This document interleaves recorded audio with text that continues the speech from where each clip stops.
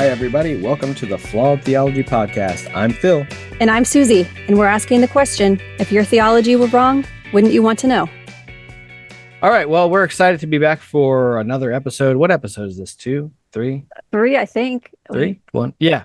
I think this is episode 3. We can't even keep track of it. The season just started. But anyway, we're excited to be back with you guys again. We're excited to have another guest. We're like racking up the guests right off the bat this year. And we stole this guest from our first guest because she was just on with her not too long ago. So we have Helen Greene from Recovering from Religion with us today. Thanks, Helen, for being here. Thank you for having me. I'm excited. I listen, I will, if you want to talk to me and you're like, hey, you want me to come do a thing? And you're like, let's talk to Helen. I'm like, I'd love to talk about myself. Sure. So thank you so much for having me on. Yeah, we're excited. So sometimes I don't always do my homework, but I did make an active effort to listen to some episodes before I came on. And I really, really enjoy your content. I loved your episode about music. About spiritual music. That was, as someone that did not grow up in the evangelical spaces, it was a trip. So I really it was for me too. Yeah, because I grew up like evangelical fundamentalist, and Suzie grew up Lutheran, so it's like you couldn't get further apart when it comes to worship styles, that's for sure. But hell, you have so let's give you a little kind of bio blurb. Like, you have a really diverse background, like as far as beliefs go.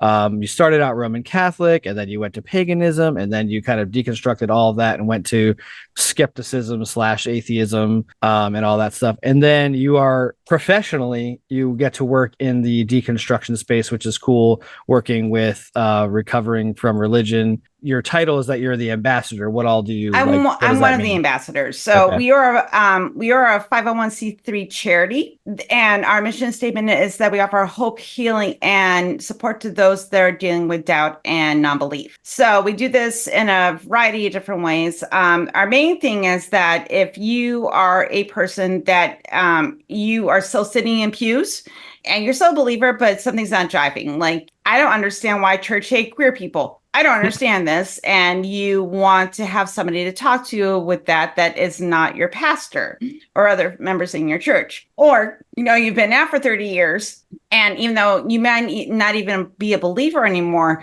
but there's still these lingering doubts, these lingering feelings that you can't shake because of that indoctrination. You can call into our helpline, which is 1-844-I-DOUBT-IT for those us that live in the West. But if you go to our website, www.recoveringfromreligion.org, there are also international numbers on the website, or there's a chat box. So the idea is that if you are one of these people that's dealing wherever you are in your journey, and you just want someone to talk to, there is a trained agent on the other side of the call line or the chat line. All of us are trained to be agents, though not all of us are. Basically, the person on the other line is, I like to call it street epistemology with emotional support. Nice. To help people walk through their questions and guide them through, like, well, what a loving God, if we define love as compassion and care for other people, would that God send somebody to help, as an example, and walk them through that and get them to think about, why do I have this belief? Why am I coming against this cognitive dissonance? What's the thing that I'm trying to work through, and just have someone guide them through and offer them resources. So that's one of the main things we do. Some people call in a bunch of times. Some people only call in once. Some people also call in and they're looking for communities. And that's another thing we try to provide. We have support groups that meet on Zoom, and there's now that the plague is over, are now meeting in person. So those are getting start up again. But during the pandemic, we moved a lot of our Zoom meetings online. There's over 31 a month. Wow. We also have an Australian chapter too. So they have support groups and their own chapter that is also international. But like, let's say you live in the United States and you want to join the Australian meeting, you can. Like I say, as I like to say, we're not places. So let's say you live in Denver, but the Philly group meets at a time that is more convenient for you. You can join that group. And those are listed on the website. So you can also go to Meetup, put in Recovering from Religion, and it will tell you the date and time for that group in your state. Awesome. We also have an online community, which So we use Slack as our online hub. So for those of you not familiar with Slack, it's kind of like Discord. And basically, like, let's say, you're looking for community. And our online community, we have a series of chat rooms. So, but they're categorized by like being Catholic or Muslim or evangelical Christian or Methodist or, new age woo-woo things, being a queer person, positive femininity, positive masculinity, whatever background that you come from and also how you identify yourself. You can find a group to join. And I used to be a moderator on the online communities, but then life got busy. One thing I really appreciate, one, it's heavily monitored. So there are active agents of RFR that are in the chat rooms, keeping the conversation going, offering more resources, but also too, if someone gets weird or creepy, you can say, hey, this person private DM me and I didn't ask them to. Or, this person says something that I found, off color or offensive, and they will take care of it appropriately. Well, that's so, cool. That's another thing, because we want to make the place as safe for people as possible. We are not a dating service. Like, there's plenty of other places you can go online. Don't do it here. Yeah. Did you say you're a volunteer as an ambassador? I'm a volunteer, yes. Okay, yes. So that's not your job. You have a different job. Okay, I see. Actually, RFR is 100% volunteers. Oh, I see. Okay. From our board all the way down the line, we are all volunteers. Wow. Okay. Cool. So how long did you have to train to be able to do this? Agent training. Oh God, that was like 3 years ago. Holy Moses. So I filled out an application. I had a interview to see if I was a good fit. And anyone is familiar with Anthony Manabasco. He did my interview, which I didn't know he was till after I did my interview. Oh man, probably which was really funny because I was like, "Oh, this guy's really nice." And then through being plugged now into the atheist community, they're like, "Oh, this person does this work," and I was like, "Oh, what?" So, but he was fantastic. And then I think I trained for a couple weeks, because you start by doing practice calls and texts with another person that is designed to train, and then you're able to contact them, and then they watch you, either listen to you or watch you. If you're taking calls, they'll private message you, and you're like, you can say like, well, they asked me this, what do I say? Or, what resource should I offer? And you can go back and forth. Actually, you can do that as long as you need to. And then when you're ready to be like, fly free, little bird. Yeah. I did maybe a month of being an agent. And then I was volunteering for the atheist community of Austin. I said, well, I want to be an ambassador, because I was getting plugged into a lot of different atheist communities online, and I started meeting people. And I was like, you have a podcast. Let me invade it. Let me talk about recovering from religion. So that's how it happened. And I've done a couple public events too with in-person people in my local area in Florida. So I started doing that as well. Cool. So the organization right now has over 400 volunteers, and our volunteers are all over the world.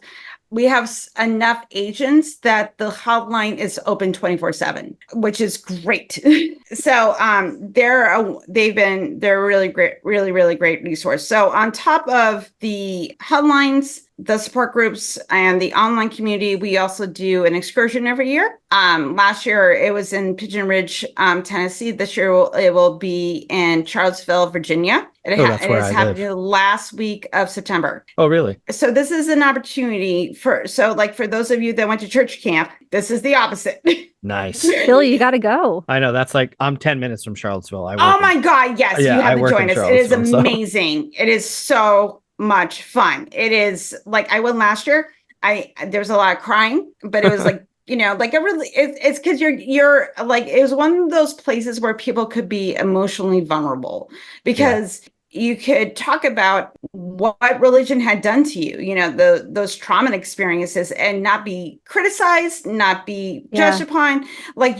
People could openly be vulnerable and express those feelings, and also laugh a lot. And and make fun of the absurdity of religion and make fun of the absurdity of certain ideas, and everybody's gonna just laugh along with you. And we have a karaoke night, and we have and hot tub time, and sitting around bonfires and chit-chatting. It's all about building that community and finding that closeness and making connections that is so important to people. Because as much as we do Zoom calls and we have a podcast which I help co-host, and all these different things, when you're in the same room with somebody else and you can hug them and tell them, I recognize you and I want to be here for you, and they tell you how much what we do has meant to them, like that is the most amazing feeling in the world.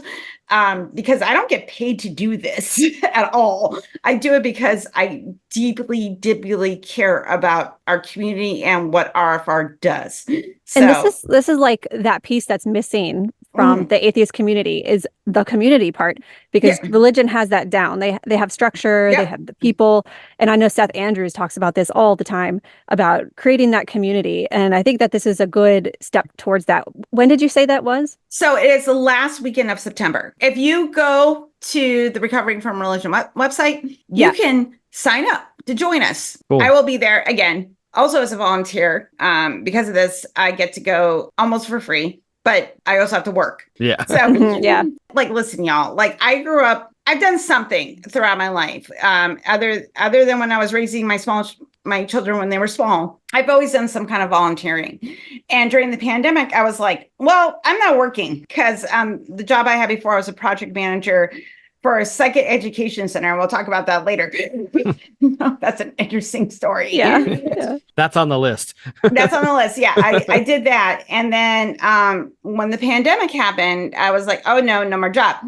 I was home and I saw Dr. Ray on not just the ACA, but other, atheist podcasts. And I really liked him. And when he started talking about RFR, I was like, oh, this might be something I want to do. And I started researching RFR, and then I was like, well, let me apply. Let's see what happens. And then I got sucked into this really beautiful community where I've made like really lasting friendships that of certain people within the organization that I adore.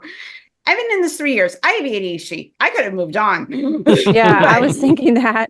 Yeah, I mean, I think that what that organization does is really useful, and the community aspect is huge, because there is not a lot of that in the atheist skeptic community. It's a lot of online things that make you feel close to people, but it's a whole different can of worms when you can be in the same room with people. And one of our other guests mentioned something called Oasis, which is Oasis Network. And I found out there's one of those not too far from me, but I haven't really been able to connect with them because they're just far enough away that I can't really go to their stuff. So, but yeah, that's really important aspect.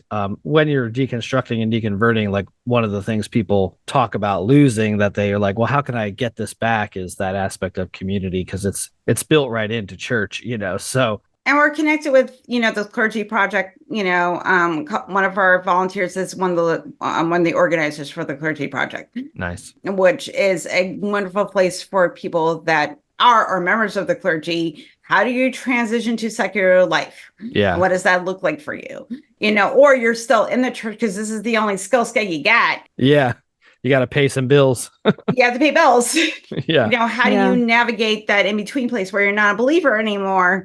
The only thing you know how to do is to be a deacon. Like, how do you transition into secular life? What does that look like? Yeah. Because for the average person, myself, and I'm sure the two of you don't think about your priest or preacher or, leader as someone that might be struggling with their faith. Right. I'm like, there's so many people that are preaching a bunch of bullshit and they don't believe, but they don't know what to do. Yeah. Because if the only thing you study is theology, how do you transition to secular life? Right.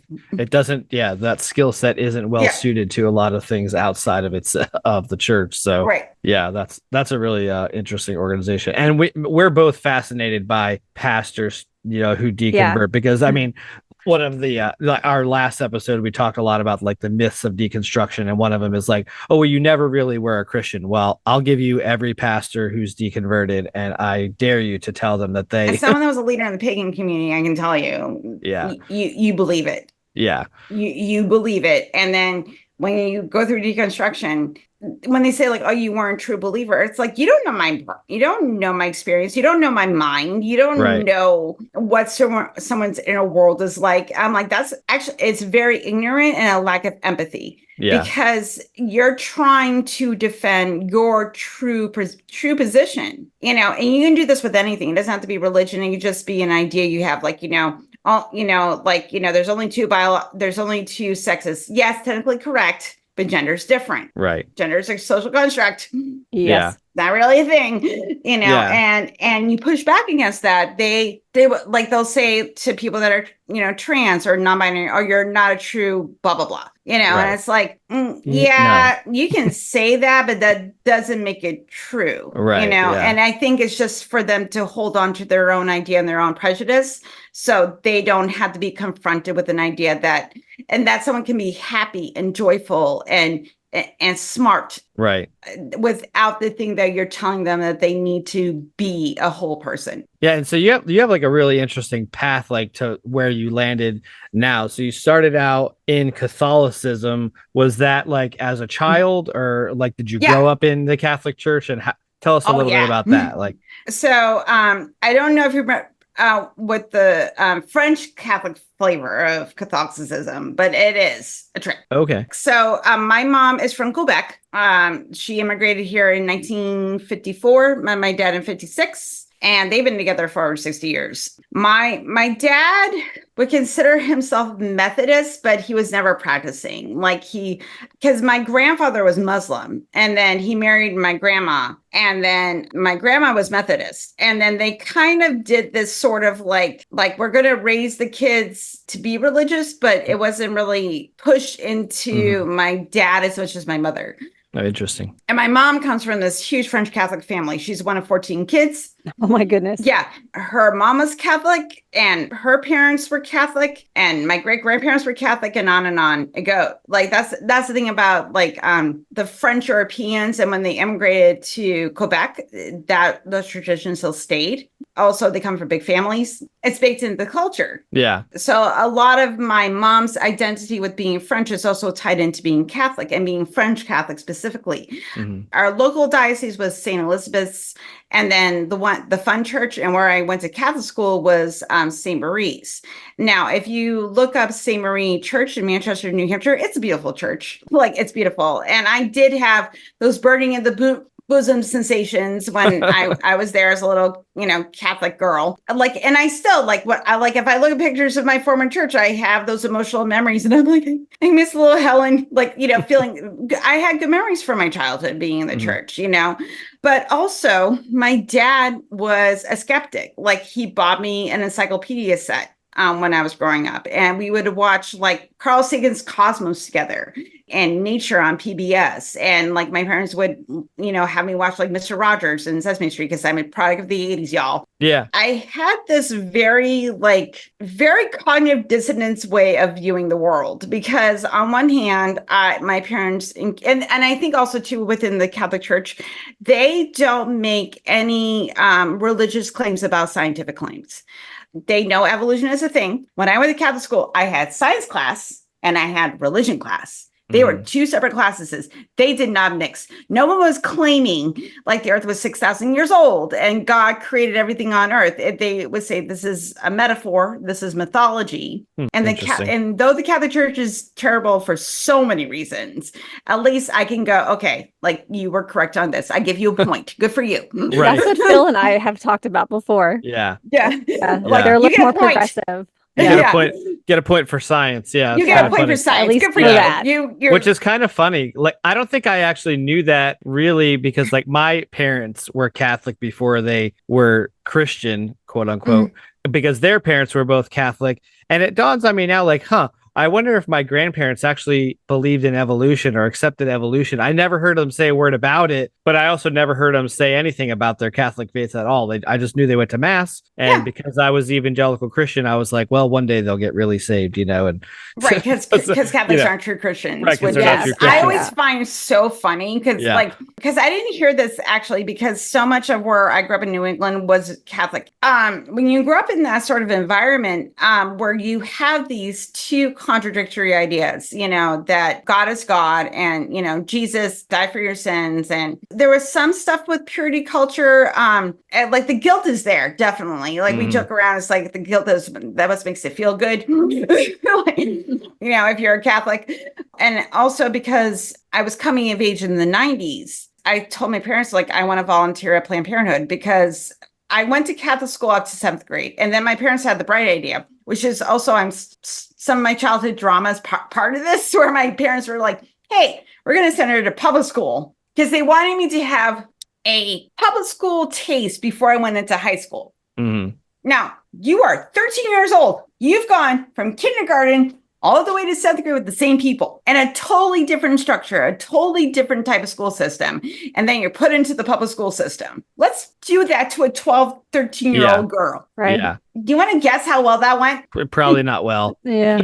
No. Well, especially because the Catholic school structure it's like the definition of structure. There's like no wiggle room for anything, it's very strict, very rigid, It's very rigid. Yeah. So how did you decide you wanted to volunteer at Planned Parenthood if you had gone to Catholic school your whole life? So when I got into public school, I was now being faced with ideas that what really, really inspired me was one of my friends got pregnant when they were 15 years old. I don't know, like if I look back on it now, I probably had some kind of a little bit emotional maturity about it, because I was also queer. So I was dealing with that part of my life. And also too, like I had absorbed enough things through the zeitgeist that, teenagers getting pregnant was not really a good thing. Right. And purity culture didn't fix that, because I knew my peers. Yeah. You knew what they were up to. I knew what they were up to. So I was like, well, that's not working. Yeah. Yeah. So I also had this wonderful lesbian peer teacher. She was an adult, just out of college, and she went to high schools and taught sex education. I started attending it. My parents, it's so funny because they wonder how I turned into the person that I did. I'm like, you kind of let me do this. Like, you didn't tell me I couldn't go to the sex education, secular, stuff. Because also my parents didn't like to talk about sex. Like all my sex education came from like the queer community and outside in the secular, perspectives of healthy sexuality and gender expression and all that type of stuff. Like I didn't get that from the Catholic Church, let me tell you. Right. And my parents. And so Jessica, who was our educator, was like, we have a teen program for teens to be support people. So get a teenager that comes in that's pregnant, or it's a couple and they're looking for, contraceptive methods, and they got us involved. I don't know if it was happening, at other Planned Parenthoods, but it was happening the one I was in, I was living in New England, and that's how I started doing that. And my parents loved me. They knew what I was doing. My mom wasn't like 100% okay with it, but she also still let me do it because she's like, maybe she'll protect herself. Right. So when she found my birth control pills and found out I was having sex even though I was 18, she was like, are you having sex with your boyfriend? And I was like, yes, I am. But I'm not getting pregnant. Yeah. Was she okay with that? My mom, according to her, never had sex before my dad. And I joke that she's only had sex 6 times because there's only 6 of us. So I'm convinced that's the only sex she's had. Right. Yeah. That's everybody's parents. Like, you've had sex this many times. There's this many siblings. Yeah. Like, that's it. Like, you are not a sexual being. I don't want to think about it. Right. Gross. It's gross. Like, my kids, because I gave them a better sex education than the school system did.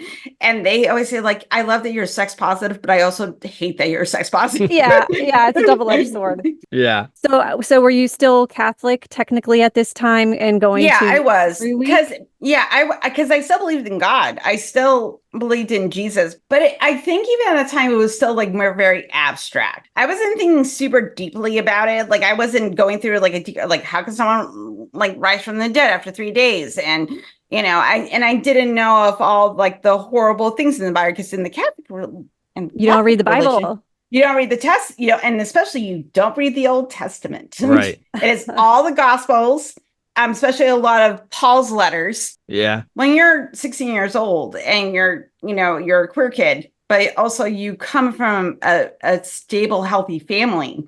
My family had problems, but I grew up in a very supportive, loving family. Like, it wasn't where I've heard some stories of people being brought up in religious families and it's very toxic or abusive. My parents were like, okay, like knew gay people existed. They didn't understand it, but at this, and they thought it was weird. Right. But they didn't have any, like, there was no political opinions about it. It was just like, this is just how people live their lives. Right. It kind of goes into, we were talking about this, I think, in the previous episode, that Catholics seem to have like a interesting, and maybe you can confirm if this is true.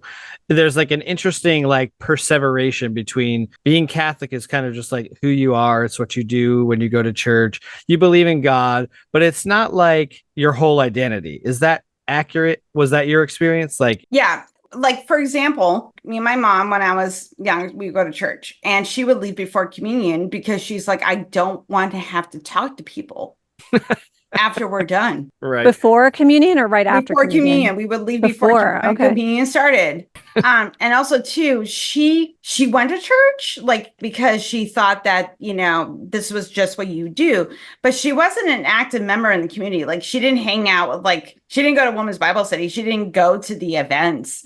She went to mass. And if she was sick, like on a Sunday, she would watch like the Pope's mass from the Vatican. Yeah. Yeah.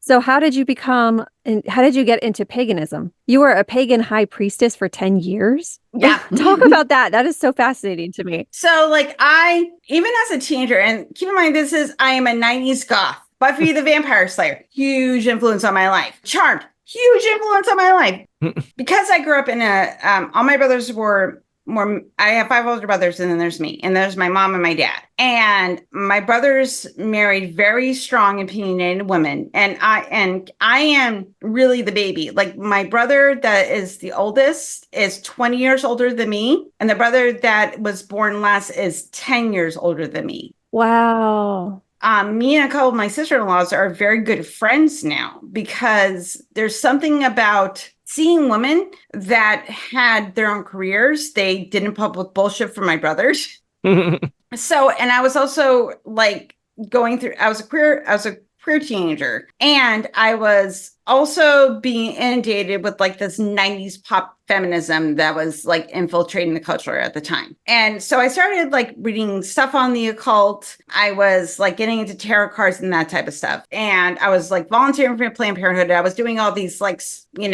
alternative, like when I think about it, it's not that alternative, but at the times it was like, Right. But because of the closeness of my family, I wasn't really ready to leave the church, because it was still very much a part of my identity and also how I related to my family. And then come 2004, I'm a new mom, and I'm married to my ex-husband, and I have 2 young children. And the sex abuse scandal comes out with the Catholic Church. Now, I am a sex abuse survivor, not through the church, just through other circumstances. And then learning that the church had not only covered it up, but just moved priests to different, dioceses, and they still continued to harm children. Like, I had problems with the church before that, but it was like quibbles. Like, I don't understand why women can't be priests and why do they have to be nuns and stuff like that. But I was already kind of pulling away from the church. But this was like, I can't pretend anymore. I can't like just do this just because I want to fit in, with my family, because it goes against my morality. Like, if your heart, and I'm a mother, like I had been on since I was 8 years old, and now as a mom, and it still like upsets me when I think about it, because when I think about the harm that comes to children through these structures, it is literally like, I'm sorry, I'm tearing up, but it affects me very deeply because I know that feeling, and I don't want children to go through that. Right. And so when that happened, I was like, okay, I'm like, fuck this shit. I'm done. And at the time, paganism had a very queer positive message. It had this idea of self-empowerment, that you could, will the world into what you want it to be, blah, blah, blah. And I was like, cool. And I wanted to believe that magic was real. Around this time, when Andrew was like 2 years old, and my oldest, who was assigned female at birth, is now non-binary, was 5 years old. And me and my ex-husband, like we decided to move down here. That for me was a paradigm shift. The sex abuse scandal just happens. And I think this was actually a triggering moment for me, because that happened. And I realized that if I want to find my own identity, I can't, like, this was like when I reflect back on it now, and when I talk to when I've talked to therapists about this, they're like, that was probably a subconscious motivator, that you needed to find yourself away from your family. Right. And what's a great way to do that? You move. Yeah. It forces you to do it. Yeah, because then how do you find yourself if you're constantly surrounded by an influence that it loves you, but also at the same time, you kind of have to conform to a certain extent. My family loves me no matter what, but there's also that unsaid influence that you feel when it comes to your family, because the way you grow up, it doesn't have to be said, but like there's an expectation that I'm supposed to have. And I'm no longer feeling that it's right for me. So what do? Some people go to college. I moved. I'm like, I'm going to move to Florida. At the time, was a good decision. Now I'm questioning some shit. But Yeah, that's just Florida. Yeah. I moved down here, and I'm completely away from everything. My friends, my familiar network, everything. And I'm a young mom, and I'm living with what I did not realize at the time, but it was a very misogynistic husband. That's why we were not together anymore. That'll do it. But what happened is that I remember in the early 2000s, like online messaging boards were like a huge thing. Like there was no Discord, but there was AOL chat rooms. Yeah. I started plugging into the local pagan community, and also at the same time, I was like, do I still want to be married to the person that I'm married to? Because our marriage was starting to fall apart. I married him when I was 21 years old. Listen, y'all, don't get married when you're a young 20-year-old. Like you can, and sometimes it works out, but for the most part, nobody knows who if I could look back at 21-year-old Helen, like my kid's age, I'd be like, don't get married. Right. Yeah. I know. Moved down here. I have my kids, a part-time job, and that's it. And so I started plugging into the pagan community, and I was like, cool. Pagan people, they're fun. And it was, because they're very queer accepting, they're very female empowering, they're, all the things that I'm like, yes, like cool people. And around the same time, my marriage is kind of starting to come apart. My husband was using my bisexuality against me. It was basically using it as an end for his own gains. We had been in an open relationship, but then when we moved down here, and because I had such young children, I was like, we can't really be doing what we were doing before. Like, I want to focus more on raising our children. And he's, like, I like to say, like, wants to get his dick wet more than just by me. And he would say, like, well, you're going to change your mind later anyway, so let's just keep doing what we're doing now. So basically removing my say in what I want for our relationship. So, and I was sad and depressed because all my support structure wasn't there anymore. So I plugged into the pagan community, and I happened to my husband, my current husband, and we've been together 20 years. And he kind of, even at the beginning of our relationship said, like, as long as you're being open and honest with me, and we're talking about, issues and what is right for each other, we're fine. But please don't do anything that would compromise my own morality and my own integrity and betray it. And we've kind of operated from that system since we got together. But he was already plugged into the pagan community. I started plugging in with more pagans, and me and my husband got together, and we started doing this as just part of our practice. And I happened to, who is still my best friend, he was a leader for the local organization that we had at the time, which was called Order of the Night Star Rising. And I started studying under him. We became very close friends. And within, 2 years, he was like, hey, do you want to help me co-lead? And I was like, sure. So I had to do a year of training. So for the first 3 years, I was a student. And then for 10 years, I led a group. And within like pagan circles, especially Wicca, we were more flexible. We had the attitude that everybody is a student and everybody's a teacher, which I think is a good adage just for being a person. Like you have things to teach people and there's things that people should be able to teach you.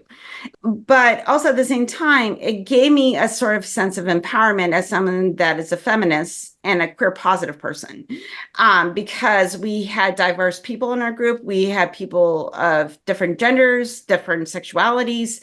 It has a very humanistic perspective. And within certain groups of paganism, other groups in Wicca will be more female dominated, which on a surface seems like very feminist, but it's not, because it still puts the power structure that someone has to be beneath you, like men are now beneath you. And I'm like, that's not feminism. Yeah. Like even in mythologies of like pagan faiths and in early hunter-gatherer cultures, when we were there were matriarchs, because our ancestors didn't understand how life happened.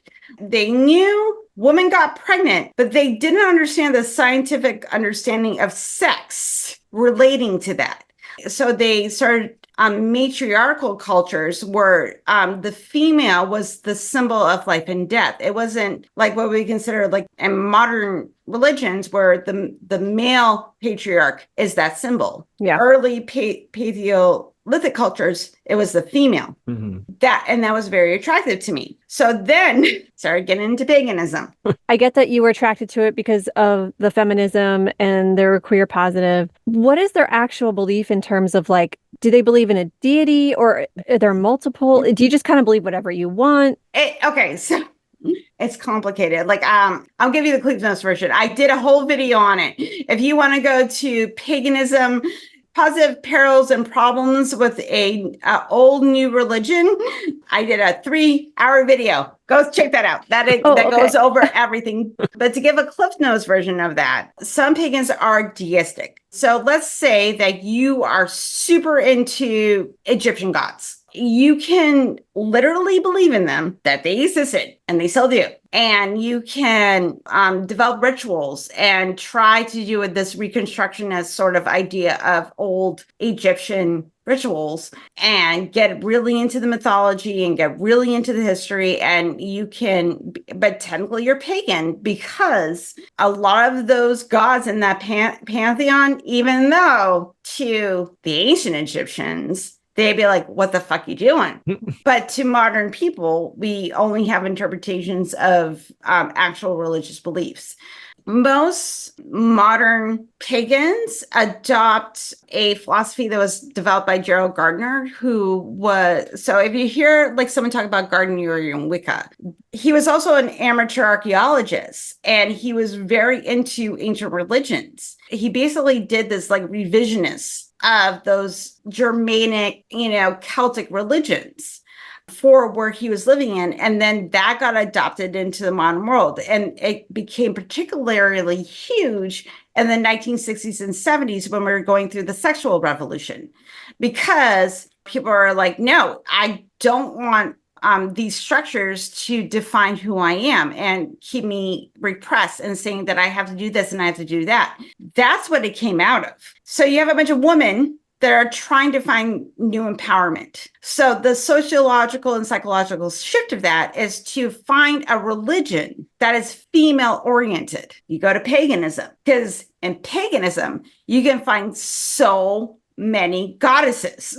You are now completely moved away from monotheism. Paganism has religions where like Isis is considered one of the most powerful goddesses. So people gravitate towards that. So did you believe in any deity? Yeah. Like I didn't believe in it literally, because one thing about paganism, it encourages actually a lot of academic study. It encourages people to learn mythologies, learn different religious past, learn the history of why people, believe what they do. So I started studying a bunch of different religions. in my free time.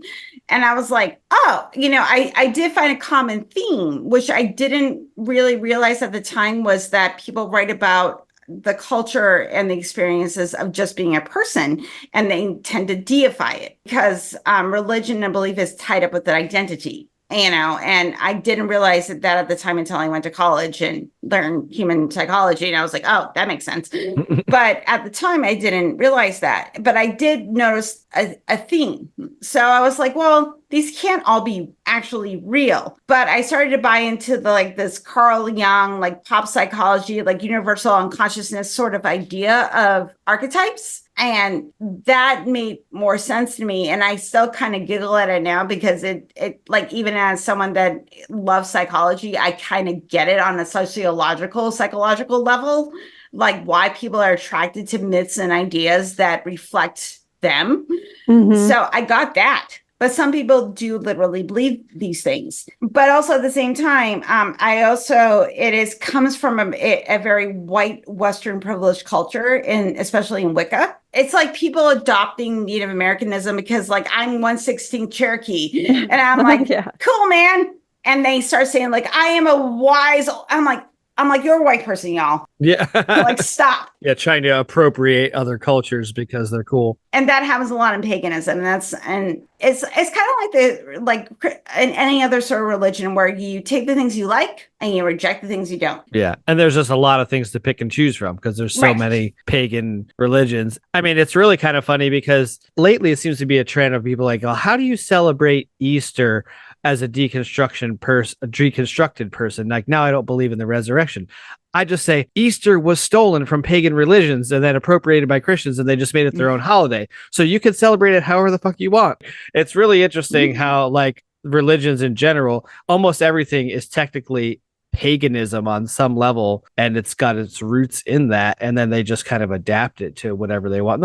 They throw in the mystical part and the but every tradition that we do as people are based on some religious marriages, based on old I'm not saying that marriage is bad or anything like that, but what I'm saying is that our traditions come from religions. Right. Even if you're a secularist, if you participate in the ritual, is because we as a society like rituals. I'm an atheo-pagan. I love Halloween. I go all out. I do rituals for Halloween. I do an ancestor worship at Halloween. The idea is Mexican Day of the Dead, that you are honoring the people that came before you. You are going through the process of memory actively as an active ritual, not just random thoughts coming in about your grandma. You are taking the time to relive those memories and going through the emotional experience of those memories and taking reverence for that. Mm-hmm. And I think that is something that we need to do as a healthy psychological exercise. If my ancestors hadn't been successful, I wouldn't be here and get to experience life. Ritual is an expression of human emotion and human psychology that binds us as people. Mm-hmm. We can remove the magical, weird stuff about it and just do a ritual that says, I want to connect with the people in my life now and remember the people that came before. Yeah, that's a healthy expression as a human being. Yeah. It's connecting with your roots and your background. Because like you said, without those people that came before us, we wouldn't be here. There's nothing wrong with honoring that. And then it's very interesting how that then conflates into becoming something bigger where now you're okay, well, not only am I going to honor my dead grandma, now I'm going to figure out what do I need to do to talk to her. And then you see how people go down that and then you path. Get into weird psychic stuff where then you get emotional vampires that will charge $200 an hour so they can talk to your dead grandma for you. It's no, stop that. Yeah, it kind of makes me wonder what your thoughts are. Do you think that there's a comparison or parallel between the spirituality of believing in the paranormal and ghosts and mediumship and all that stuff to someone who believes in Jesus as God? Oh, so much. So for someone that worked I mentioned the Psych Education Center. So let me talk about that shit. Yeah. So as a young skeptic, This was 2017, and I am still like, I'm going through a deconstruction phase. Like, I'm like, letting go of gods, letting go of deities. I'm like, this isn't making sense anymore. But I was holding on that there might be something. So my background is in public relations and networking and event planning. So I was like, okay, let me apply for this job. Became a project manager and event coordinator for a psychic education school that is in my local area. I started to work there. And once you're behind the scenes, you actually see how these people are, because they do have handlers. They do have publicists. They have people that are that coordinate everything for them. They have certain demands and requests of you to keep up the charade, because their public facing front is the charismatic, like, I'm going to talk to your dead grandma and I'm going to help you get closure type of person. But behind the lines, when they're not on, like, you see, especially when you're dealing with money, you're dealing with bookings, dates, negotiating, rates. When you're doing those sort of things, you're like, oh, you're not doing this as a service. You're doing this because this is something that makes you money. Which is very similar to what you see in Christianity circles too. If you get to see behind the curtain because you were in leadership, you find out that your pastor is a bit of a scumbag, and really the only thing he cares about is how many people come through the door and how that's going to affect the offering.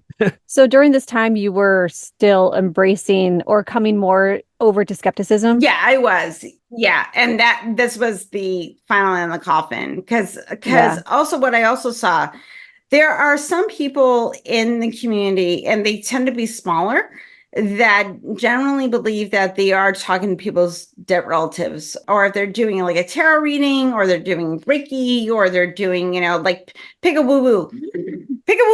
Yeah. They generally believe that they have these abilities to do things, and they're sincere, kind people. As someone that thought they could, like, I never claimed, like, when I could do Reiki that I could heal you, but I felt like I could feel people's energy. One of the side effects of ADHD, you are so aware of people's even micro expressions, and you will interpret those things into relation to yourself, and it triggers an emotion within you that you'll interpret that as like something psychic, when really it's just human empathy. And then you have someone in front of you that also believes that dead grandma, and I'm like, oh, I can recognize that you're angry. And then you say, oh, your grandma, she feels anger towards you too. And then they'll, because they've already bought in, they will open up and start expressing stories about their dead grandma. This is so easy, because if you're already dealing with a believer, anything you say, and especially if you have good emotional intelligence and you're hyper aware of people's micro expressions, the way that they speak, and people that are emotionally intelligent learn to develop this over time, and it becomes second nature to them, that they don't realize that this is something that their brain has naturally been made to do, that they think it's something magical. And it's not. This is just us learning to adapt to human behavior and to respond to it. Right. Yeah. So somebody posted in our group that's kind of tangentially related to this. Bob Hartley, do you know who that is? He's a faith healer, or like a prophet. I'm sure he is. IHOP KC. Is that how you say IHOP KC? Or do you have to International House of Prayer? I mean, he's your standard faith healer, but his son outed him on Facebook a few days ago. It basically like running through all of the deceptions that he undergoes, like researching people and having, arranging things in advance. His son said he like knew about it for years and years and years, and he always felt uncomfortable about it and would confront his dad, and then he would get pushed back, and went along with it until he decided he's seen his dad hurt enough people, and then he came out publicly against his dad. Yeah. George Phelps, who is the son of Reverend Phelps of Southern Western Baptist Church, is on our board. Really? Yep. Wait, you Well- said Phelps, which church? Did you say Westboro or A Southern No. Westboro Baptist. Yeah, the Westboro Baptist. Westboro Baptist? Okay. Like, God hates God. F word Yeah, yeah. people. Yeah, those people. Didn't his daughter leave too? Yeah, but she's also a transphobe. So that's another conversation. Oh, is she? Okay. Yeah. Like, this is something I would like to point out too. Just because someone's an atheist and a deconstructionist does not free them from bad ideas. Oh, That's absolutely not. Like, Mhm. we know this, unfortunately. If you're a It's shitty lesson person, it we have doesn't to matter. learn too. It's Yeah. one of those things that you hope that when you leave a faith and you are being intellectually honest with yourself and you're trying to be like, well, I was wrong about this idea. What other ideas have I been wrong about? And you deal with the emotional consequences of those things, because it can be traumatizing. It can be paradigm shifting. It can take a while. And also to constantly question yourself, like those trigger ideas, like when the M word pops into your brain and you have to be like, no, that was an old idea, Helen. Stop that. Mhm. That is something that psychological priming doesn't go away. And I don't think it's appreciated enough within our community, that especially those of us that are progressive and have worked through these terrible ideas that got prompted into our brains, how hard it is to not only deconstruct from religion, but to deconstruct from bad ideas. What we get frustrated at, I think, especially more than people within religion, is that if you're a skeptic and you claim to be intellectually honest, why are you still a bigot? Why are you still promoting bad ideas? Why are you still saying that these group of people are better than another group of people? Right. Or they're openly hostile to religious people. That's another thing that makes me mad. Yeah. Because, like, listen, y'all, we're living in a very fucked up time. I would much rather be aligned with a believer that believes in progressive values than an atheist that says, like, trans people aren't a thing. Right. Because I'm more concerned about humanity than I am about an idea. Human rights. Yeah. Yeah. Right. I'm more like, I'm way more concerned than making sure that children are fed. And I'll debate the philosophy with you. That's why I'm like an activist and I do work with the ACA. Because racism and homophobia and transphobia, anything that says, sexism is a trauma. It is telling it is a productive part of the brain that says, I have to be this to feel safe. And I can't allow other people to take away something from me, because then I lose my sense of safety. Because bigotry comes out of fear. It doesn't come out of hate. It comes out of fear, and the fear leads to the hate. Thank you, Yoda. Yeah. That's how we get to the dark side, everybody. Right. Well, and I think like you brought up a good point of like that really like deconstruction is really just like a quest for equilibrium. Like you're trying to be, I like to use the word congruent. You're trying to reconcile the things that you know to be true internally with this outer structure that doesn't reconcile with it. And eventually you have to let one or the other thing go. And some people choose to let their internal go and they embrace the ideology. And the people who deconstruct and deconvert decide who I am internally is much more important than this ideology, which no longer makes sense. And the only reason why I have this perspective because I went through it. Right. I talk to like my friends that have, they never been brought up in religion. Like my kids don't understand like my poor oldest ended up, dorming with someone that was very Catholic. And their best friend is Hispanic, and they were having a conversation with them about abortion. And they said, Mom, I don't understand her because she believes that God really cares about what happens to, zygotes. And I'm like, because you can't. I can. Yeah. Those of us that have deconstructed, we have at least that experience to say, I know what bad ideas does to your brain. And that's why I understand what you're telling me, where if like my poor kids, they're like, I don't understand. Like you can't. Yeah. You can't because you didn't want, like, I don't know what it's like to be an atheist, like, and not grow up in a religious family because I didn't walk that road, but I can't even imagine it. Right. Now, I have no problem with people having beliefs. It's when your belief says, my belief holds precedent over another belief. Right. And if you don't align with me, you are less than, then I have a problem. Right. Yeah. It's Yeah. that whole idea of othering, like, and any kind of othering is always damaging. And like you mentioned it earlier, even atheists who other, you could still be a shitty person, just because you don't believe in God doesn't automatically make you the end all be all on every topic. You could like still... I had to educate someone, like I had to tell them that like they love Richard Dawkins, and I was like, he's a sexist and a transphobe. You can take an idea and agree with it, but you don't have to agree with the entire idea of that person. Well, they don't have to become a deity. They don't have to become don't worship. You don't have to worship Richard Dawkins or Seth Andrews or any of these people, even if they have good ideas, bad ideas. You don't have to worship them. You can just take what they have. I told Seth when I told him, I said, the reason why I follow you, not because you're an atheist, because you're kind. Right. Yeah. I follow you because you're a kind person. I'm attracted to kindness.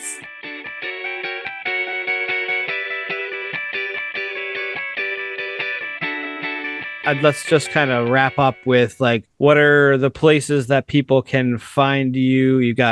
We'll post all the links and stuff that you sent me, but briefly tell people kind of where they can find you on the socials and on different organizations. Okay, well, I've invaded many people podcasts. So if you just put my name if you put Helen Greene with an E on the end into your YouTube search and you hear my voice or see my face, I will be there. Yeah. But I'm also a rotating co-host on the ACA's Nonprofits, which is a weekly show with panelists where we discuss current events from a secular humanist, atheist, skeptical lens. So you can find me on there. I am also, again, my big thing is being an ambassador for Recovering from Religion. And we also do a podcast, which I did not give you the link for. So shame on me. I can find it. If you go to Recovering from Religion, actually our YouTube page, or you go to RFRX on our website. I'm also a rotating co-host on our podcast. And we have a bunch of different... Seth was on just a couple months ago talking about purity culture. They're designed for people in the Recovering from Religion community, but we put them out on YouTube because this is information everybody needs on purity culture, on mental health, on deconstructing from religion, on logical fallacies, how to be a better skeptic, how to be a better humanist, problems with religion in racial communities, so we have a bunch of different topics that are relevant to people that are deconstructing.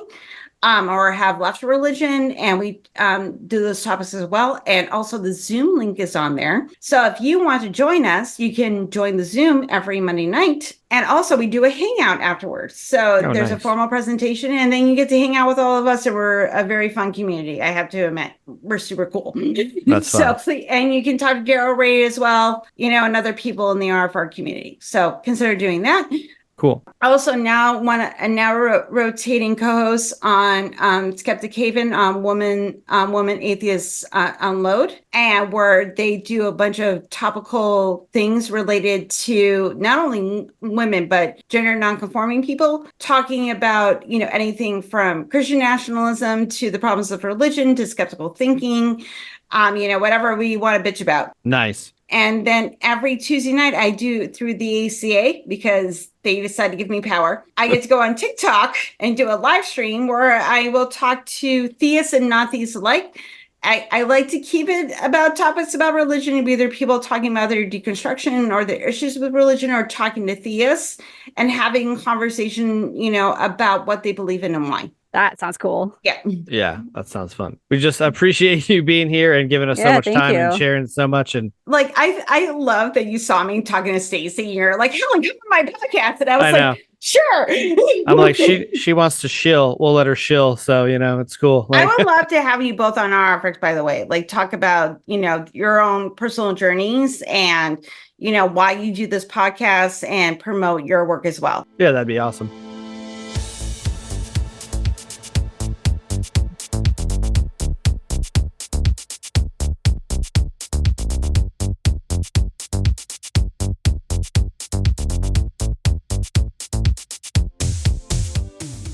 Thanks for listening to this episode of the Flawed Theology Podcast. I'm Phil. And I'm Suzie. Tune in next time where we will continue to tackle the question, if your theology were wrong, wouldn't you want to know? Be sure to join us on our Facebook group, Dangerous Questions, and follow us at flawedtheologypodcast.com. Subscribe wherever you listen to your favorite podcasts. Rate and review the podcast on Google, Spotify, Apple. Those reviews are really cool, and we like to hear from them. So until next time, keep asking the dangerous questions. See you next time.